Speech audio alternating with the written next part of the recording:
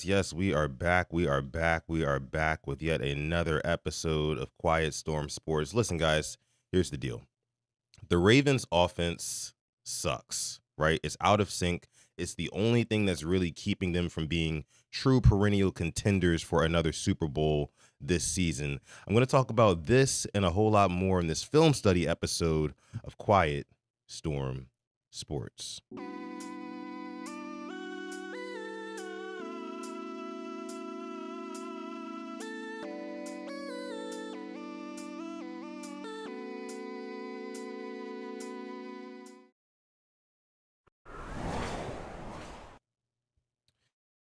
Yes, yes, yes. So, like I said, we are back. We are back. We are back. I am actually live right now, live recording this episode of the show. Had a couple of technical difficulties before I was able to go live. So, my apologies for that. But, like I said, guys, we're back here to talk about some important issues regarding this Ravens offense specifically. So, this is going to be a film study breakdown episode from your favorite fanalists. Again, just a disclaimer up front, I am not a football coach. So, we are going to be looking at this film from the fans' perspective and breaking down what we see and determining, hey, are we end of the bar crazy, like John Harbaugh would suggest, or are we making valid points? Do we raise valid points on the issues that this offense is currently dealing with? So, again, that's the disclaimer there. We're going to have a lot of fun on this video, though. Again, make sure you like this video before we get into anything important. Also, subscribe to the channel as well if you do want to join the live chat. And then join our membership as well, because this video will only be available through memberships after it's live. So, again, appreciate all of our members here. I see you guys in the live chat going crazy already. Good morning to you all. This is the first time I've been live this early in a little while. So, kind of a new thing. Don't even have my morning coffee just yet. My lady just bought a new coffee maker. She's excited to use, but I gotta get her to make me some. Gotta get her to make me some. I gotta wake up. Gotta wake up. All I got is water right now. But besides that, guys, I'm doing well this morning. Hopefully, you guys are doing well whenever you might be watching this. Again, my name is Sudden Death, your host. This is Quiet Storm Sports. Let's go ahead and get into the film breakdown, though. Don't want to waste too much time here. So, like I said, guys, I wanted to really get to what I wanted to get to the most in this one was just the offense, right? Because the offense is the main thing that's really been struggling. The defense giving up about 13 and a half points per game. You can't really ask for much more from them, to be honest with you. So what we're going to do is we're going to focus on what's been going on offense. And this first play here is kind of an indictment on the offensive line, right? And what you're going to see here is a zone run, a zone handoff, I believe, to Keaton Mitchell. Yes, Keaton Mitchell is standing there in the backfield. And just kind of watch what happens. And here's the first thing that I want to point out. I want you to pay attention to the center, Tyler Linderbaum here. Now, lying over Tyler Linderbaum is Harrison Phillips at that nose tackle position. And the thing that I've kind of noticed this season is that Tyler Linderbaum tends to struggle with bigger and taller interior D linemen, specifically nose tackles. And so what I want to show you here is what happens to Tyler Linderbaum in this play. So it's going to be a zone rush to the left side of your screen and Keaton Mitchell's right. But what happens is Tyler Linderbaum really does not get any sort of displacement on Harrison Phillips here. As a matter of fact, Harrison Phillips ends up pushing him back into Keaton Mitchell, so he can't even find his way through the gap. Let's take a look here and see what happens. So again, you're going to get a zone to the right. And look at 97 here. Look at 97 here. Is already bulldozing Tyler Linderbaum into the path of Keaton Mitchell. And again, this is a big problem for me. This has been a big issue for me all season. I saw this earlier in the season against the Browns. He had problems with Malik Collins. Tyler Linderbaum did. And Tyler Linderbaum in a contract year, his performance this season, it's been good at best, not great. You can probably attribute some of that to the rest of the offensive line and the guards that are surrounding him. However, the things that I see from Tyler Linderbaum when he is mano-a-mano, one-on-one with bigger, taller, stronger nose tackles, he tends to struggle. And as you guys can see right here, Keaton Mitchell really has nowhere to go. Like Harrison Phillips just completely uses Tyler Linderbaum to wall off the lane that Keaton Mitchell has here on this play. Now, could Keaton Mitchell cut it back to the inside? Potentially, but you see you have number 27 right there, which we're going to get into why he's so free in a second here too. But again, guys, Harrison Phillips, he's a beast of a player. I don't want to get that twisted or by any stretch. He's a dog. He gave Tyler Linderbaum fits in this game. There's actually a couple of other plays. I think there's one other play that I have on here to show you guys where Tyler Linderbaum kind of gets beat by the same guy, Harrison Phillips. But this is what I'm talking about. It's a collective issue, Taurus. I see you in the chat. It's definitely a collective issue. However, what we're seeing from this offensive line specifically, I think really, really tells tells most of the story. I said yesterday on PRP there's a multitude of issues. I mean, you can sniff out some things from defense. You can sniff out some things other than offensive line on offense, which we'll get into some of that in this video too. Stay tuned. But the main problem, guys, is the inconsistencies of this line. So let's finish out this play. So Harrison Phillips, again, just completely bullies Tyler Linderbaum. Linderbaum doesn't get any good push on him at all. But outside of Tyler Linderbaum, I think he does need to be better in that regard, or else, our running schemes, especially our zone schemes, are not going to work the best. And granted, I mean, these guys only had 2 down defensive linemen on this play. You're supposed to be able to effectively run this ball. Guys are supposed to be able to get out to the second level, and the zone is supposed to be able to execute it perfectly against a defense like this, against a front like this. But Harrison Phillips, again, blows up Tyler Linderbaum, puts him damn near in the backfield where Keaton Mitchell is trying to run through, and he has nowhere to go. Now, you might ask, well, could have Keaton Mitchell cut back? Let's take a look at right guard Daniel Faalele on this play. So, again, it's a zone run here. So the entire offensive line is going to shift one way and kind of man a specific zone, right? And Keaton Mitchell, his responsibility is to pick a hole to run through out of that or through that zone. So let's take a look at what happens to Daniel Faalele right here. Right guard, Daniel Faalele.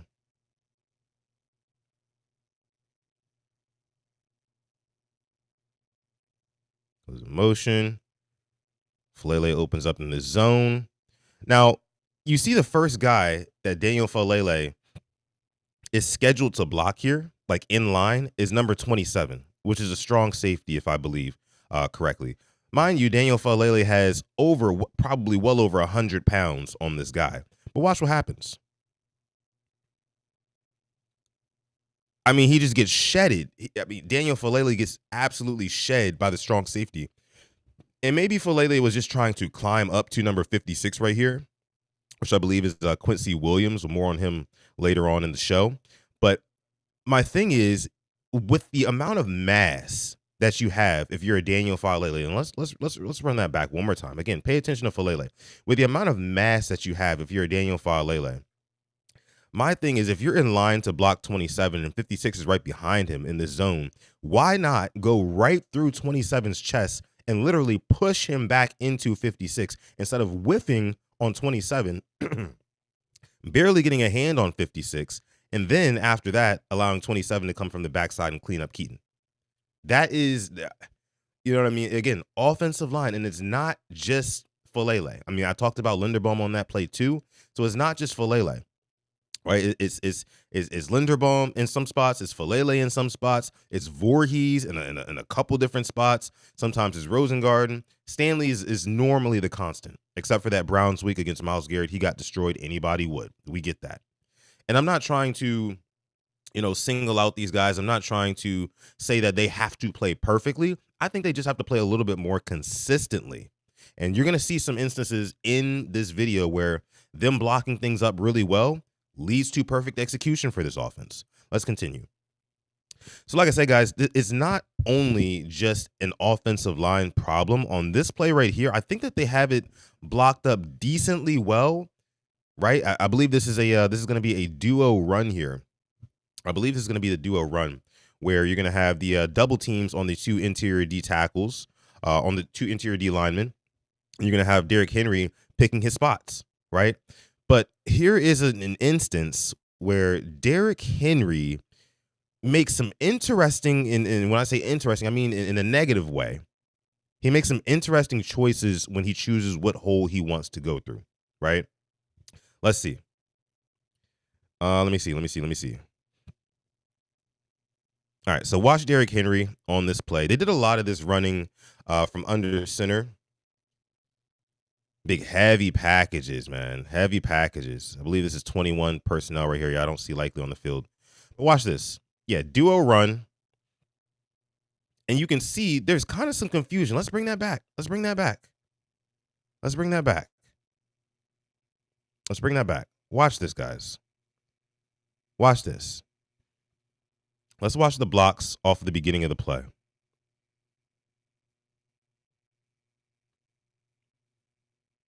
See if we can freeze it at the right time. So boom, right here. You can see Stanley and Voorhees double teaming one interior D lineman. You can see Linderbaum and Falele double teaming the other interior D lineman. So this is a duo run right here. And what you have is Derrick Henry getting the football and not really trusting his eyes. And then you have Mark Andrews kicking out the edge guy over here. Now, I do have a problem with Mark Andrews on this one too. His awareness didn't really seem the best. He just kind of stopped blocking. And you can kind of see his body language reacting after the play. Mark Andrews, that is, that he thought Derrick Henry picked the wrong hole. So let's see. Let's see what happens. So Henry gets the ball. Voorhees is clearing out an angle right here. I understand if Henry doesn't want to take that gap right there between where Stanley and Voorhees is. I understand that. However, the gap between Andrews and Stanley is one that was opening up, right? But for some reason, Henry on this play decides to bounce it outside of Andrews and gets easily tackled for a short gain. Now, Stanley on this play at this very particular moment is losing leverage, right? He's getting pushed towards the middle of the field. Andrews is holding his guy up. So you would think the gap between Stanley and Andrews would be the one to take.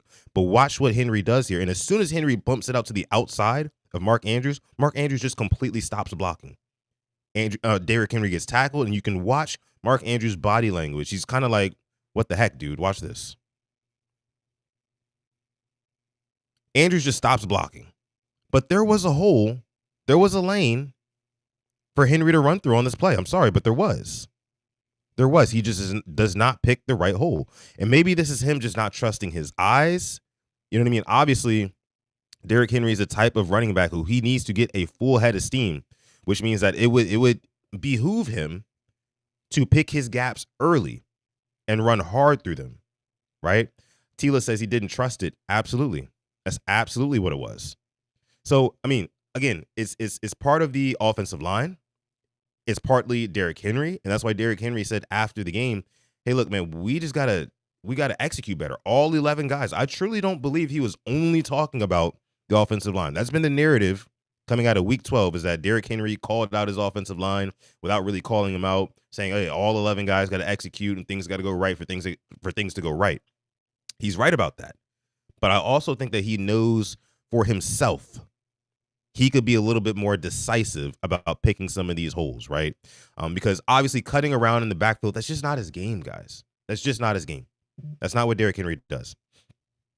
Let's continue, though. Let's continue to the next play. What do we have next? So I want to get into some good. So I've been talking about how the Ravens offense, yes, they're struggling. I do get that.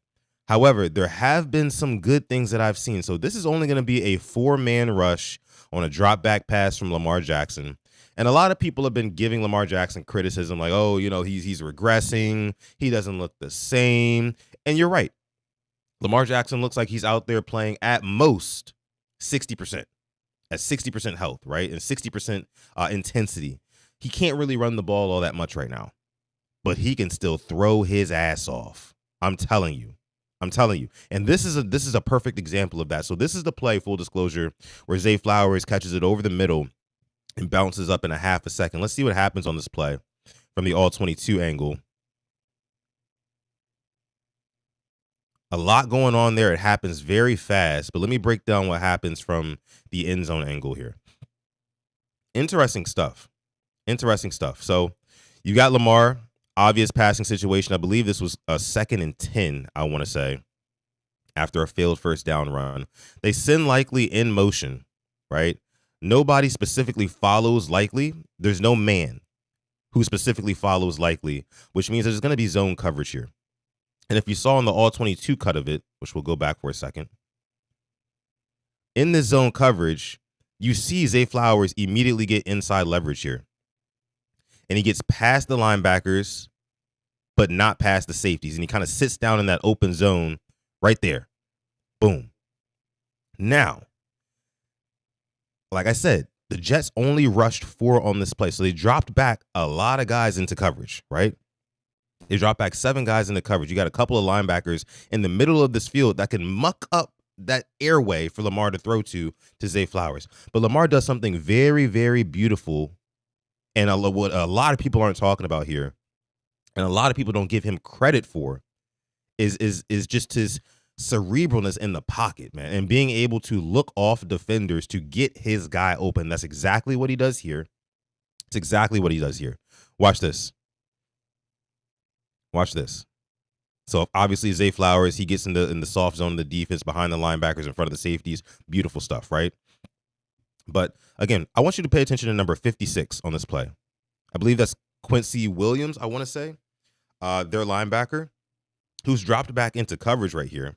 And he's in a pretty good spot, to where Lamar Jackson has to make a decision on where he wants to throw this football without 56 interfering with it. So watch what happens here. I'm going to pause it right when it happens. So Lamar sends likely in motion, recognizes his zone coverage, drops back. He sees he wants Zay Flowers early. You see Lamar Jackson looking to that side of the field. But 56 is going to be the bane of his existence if he does not do something with him and get him to move his body. So what Lamar Jackson does, he actually looks out to the flat. I believe it was Tez Walker, who's a little bit off the screen here to the right from what we're looking at. He looks off 56 that way, and 56 takes the bait easily. He takes the bait easily, and he shifts his weight to the right, and that opens up Zay Flowers, and Lamar Jackson gets it right to him. So watch this. See how 56 goes to the outside? That's because Lamar Jackson moved his eyes to the left side of the field, right? And acted like he actually patted the ball, Lamar Jackson did. Let's look at it one more time. Lamar actually patted the ball, acting like he might throw it to Tez Walker on the outside. And that got 56 to move his body and open up Zay Flowers for a throwing lane. Beautiful stuff here by Lamar. Beautiful stuff here by Lamar. Everybody talks about Zay Flowers on that play, but that was a beautiful read from Lamar Jackson. And everybody is talking about right now how Lamar Jackson, he doesn't have the same burst, athleticism, electricity with his legs, whatever you want to call it. We know he's dealing with head, shoulders, knees, and toes at this point, right? It's everything, it seems like. But this guy is still a monster, an absolute monster from the pocket. And one more thing, if we take a look at this, again, I know they only rushed 4, but everything was blocked perfectly. Everything was blocked perfectly. I believe Falele's one-on-one on this one. Really good rep from Falele. Love it. Love it. Multiple guys are one-on-one. I believe it was Linderbaum as well. I believe Linderbaum was one-on-one in this one. Could be wrong, though. Yeah, somewhat. Not really. Stanley was getting pushed back a little bit, but he held his own. Give Lamar more than enough time to look off the linebacker and get the ball 20 yards downfield to Zay Flowers. Love to see that. All right. So we talked about some good. Let's get back to the bad. One of the main areas that the Ravens have been struggling on offense is in the red zone. And on a play like this, remember when I talked about how Lamar Jackson is not one of the Lamar Jackson is not, he's just not a big rushing threat right now. You see that on this play, and it's actually kind of concerning to watch. Now, here's my number one problem with this play before we even get into it. Runs in the red zone with Derrick Henry should not happen without Patrick Ricard being on the field. And here you see Patrick Ricard is not on the field, and this run goes absolutely nowhere. But more importantly, because just full disclosure, the guy who ends up making the tackle on Derrick Henry on this play is the strong safety who's lined up at edge all the way on the left, right? All the way on the left of your screen here. Now, watch what that strong safety does when he's pursuing Derrick Henry. You can tell that he has been told or coached on plays like this. We are not worrying about a Lamar Jackson rollout. We're not worried about a Lamar Jackson boot. Just go get Derrick Henry. And you can see he doesn't even hesitate on whether or not Lamar Jackson is going to keep that ball from Henry. Watch this. Crashes right down on Derrick Henry. Meanwhile, if Lamar keeps that, he walks into the end zone for a touchdown. So my point here, guys, is that Lamar Jackson is not currently a rushing threat. And it's exposing this Ravens offense, specifically that offensive line, in a lot of different cases, right? In a lot of different cases. So, I mean, and again, hindsight is always going to be 2020, of course, but I would like to see more threatening Lamar Jackson in the red zone with his legs. I mean, we saw it against the Browns. We saw it against the Vikings. He didn't score touchdowns on those plays, but he got very, very close, right? We got to threaten that. But Lamar's banged up. Teams know that, which is why I said, if you're going to run in the red zone, right, and you're not going to fake it to Lamar, put Patrick Ricard on the field, put the extra body, the heavy guy on the field, and power our way into the end zone here. That's what I say. That's what I say. But red zone has been a problem.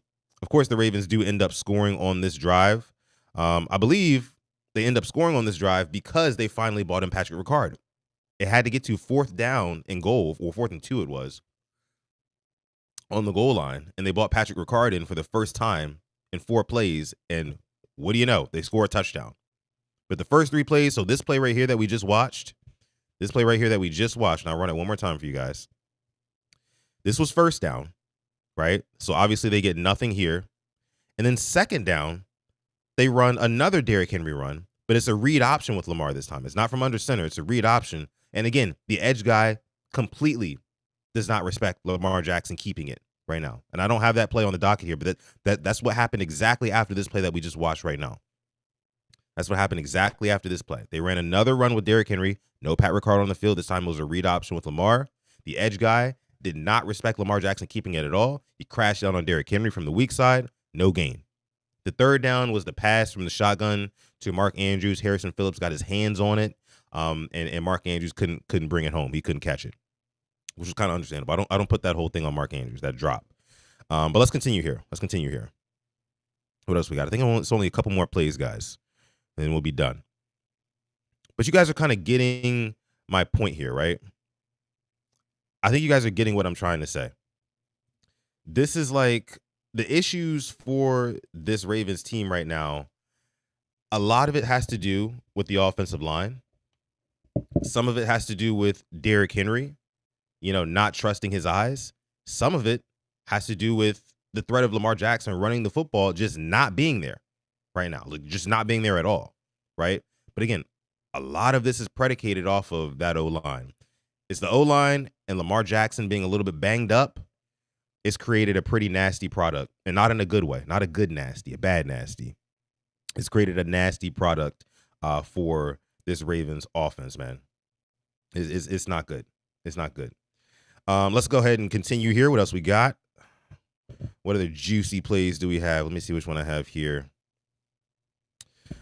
This one was another run from under center. I'm just going to let it play out first. I felt like this run was kind of telegraphed, to be honest with you. I believe this one is they bring Zay Flowers in motion. And the entire defense knows and sees the linebackers all shift to the right. They know this is going to be a run to the left here from the Ravens side of things. I just paused it right there just to kind of show you how everything is really blocked up on this play, except for Harrison Phillips. This was another one of those plays, and I'm just now remembering. This is another one of those plays where Harrison Phillips got the better of Tyler Linderbaum here. So let's take another look.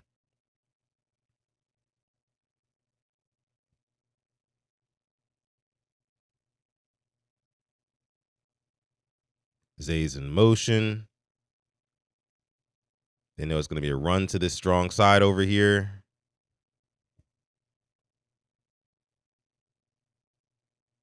Well, actually, the weak side. Running back one more time. Watch number 97. Again, nose tackle. Immediate swim around Tyler Linderbaum. And again, this is what I'm talking about. We saw guys like Malik Collins do this before as well. Not only do I feel like this run was telegraphed, guys, I mean, you can see Lamar Jackson leaning his shoulder back like he's going to, take the ball, put it in Derrick Henry's belly, and I know you guys pause on that one. I know. Let me just, get that out of the way.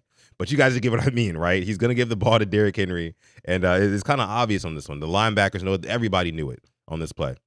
But it would have worked had Tyler Linderbaum not gotten destroyed here as soon as the play started, right?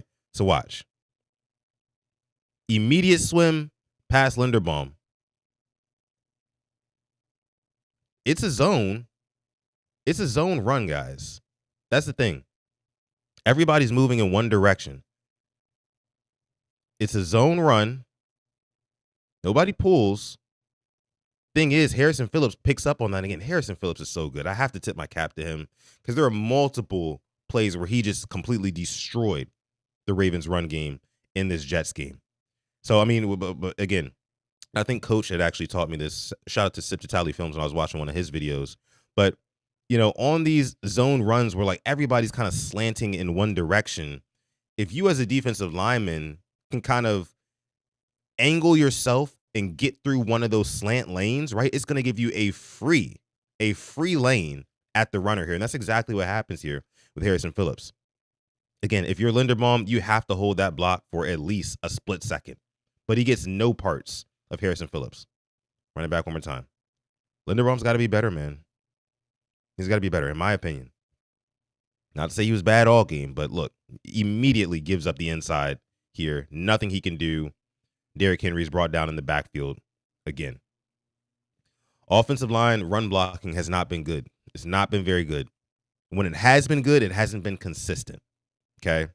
So that's another one. Another huge issue that's going on this Ravens team.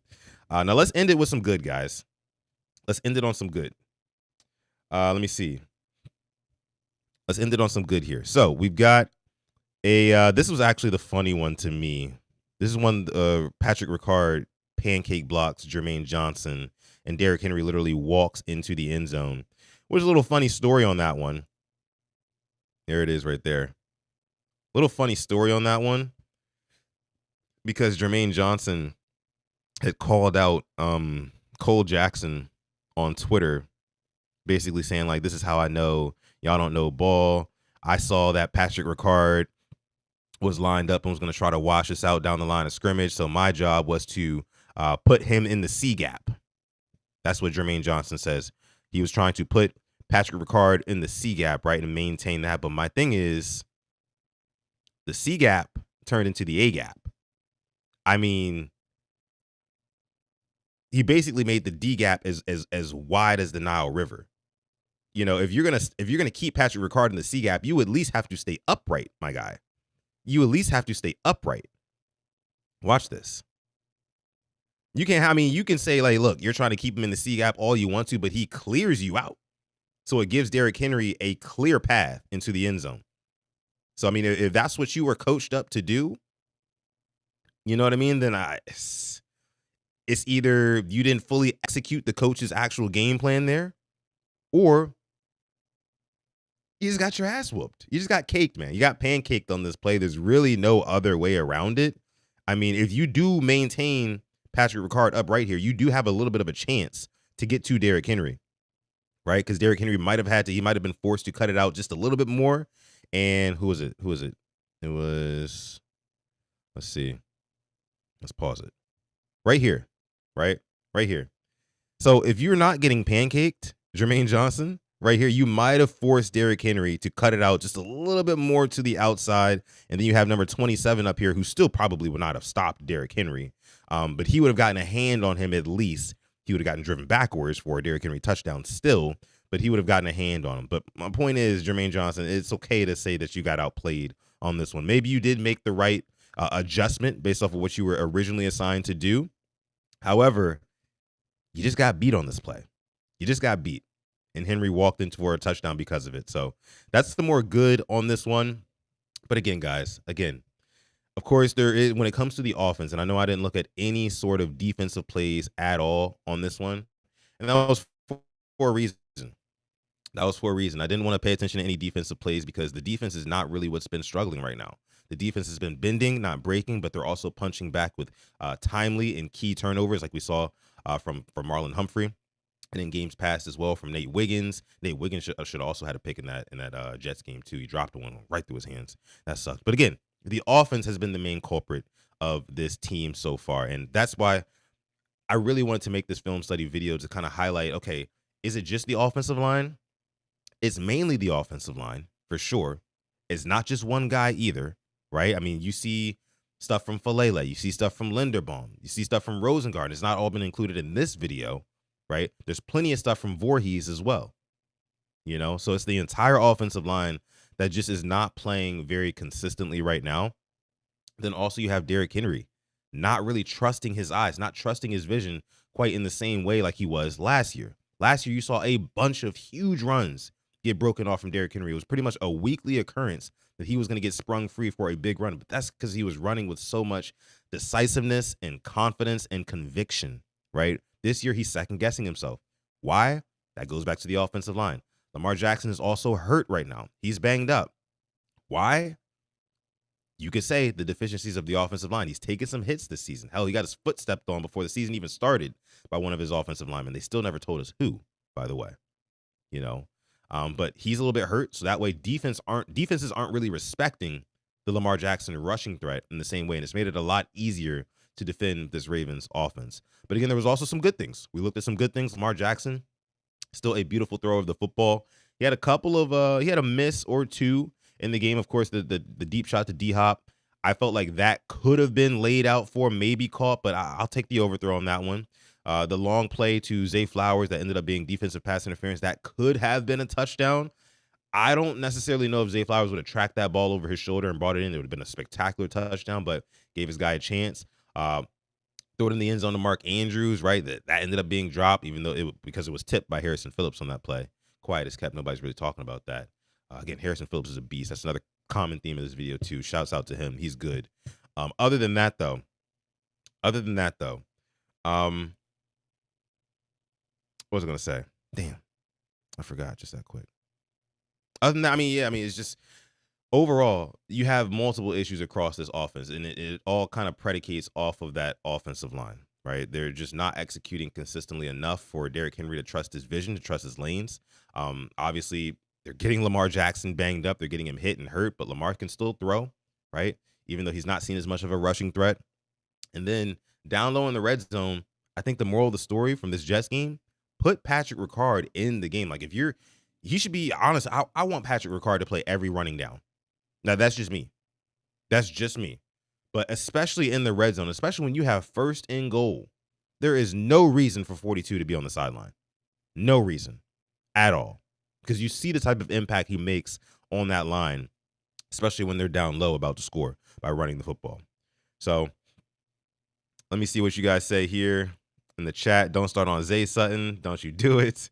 Yeah, Zay did good. Sutton, LOL, stalled my dog out. I don't have too many things bad to say about Zay Flowers. You know, I said it yesterday on the show. I mean, you know, him popping up and showing that athleticism to kind of, you know, just bounce up after that catch by Lamar Jackson that I showed you guys.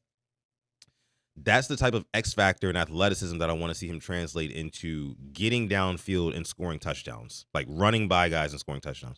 You guys saw that Jahmyr Gibbs touchdown where he just like runs by the entire defense. I wish Zay Flowers had that type of speed in his bag, but it's clear that he doesn't. That's more Keaton Mitchell's game than Zay Flowers' game. Zay Flowers wants to cut back and forth and, you know, break ankles and make guys miss and whatnot. Keaton Mitchell will just run right by you, you know, which is why I want to see Keaton Mitchell get more plays as well, get more reps. There was actually a really good Keaton Mitchell play in here that I wanted to show you guys, but I forgot. Maybe I'll do it on the next episode of Quiet Storm, or maybe while we're preparing for the Bengals game, which is actually our preview episode is going to be tomorrow, guys. Preview episode is going to be Wednesday, of course, because Thanksgiving is Thursday. Ravens play on Thanksgiving, so we'll see there. But I'm not, again, I don't have any beef with Zay, not this week, man. I do still need to see some touchdowns. I got to see some touchdowns, right? But I'm gonna save that for later. But again, guys, appreciate y'all for coming through. This has been a really fun one. I gotta keep doing these, man. I love doing these. Again, bringing you football analyst from a fan's perspective, not a coach's perspective. So a little bit different here, just kind of showing you guys what I'm seeing on screen. But again, appreciate y'all. Like the video, subscribe to the channel if you are new and you enjoyed the content, and I'll catch you guys in the next one. Peace.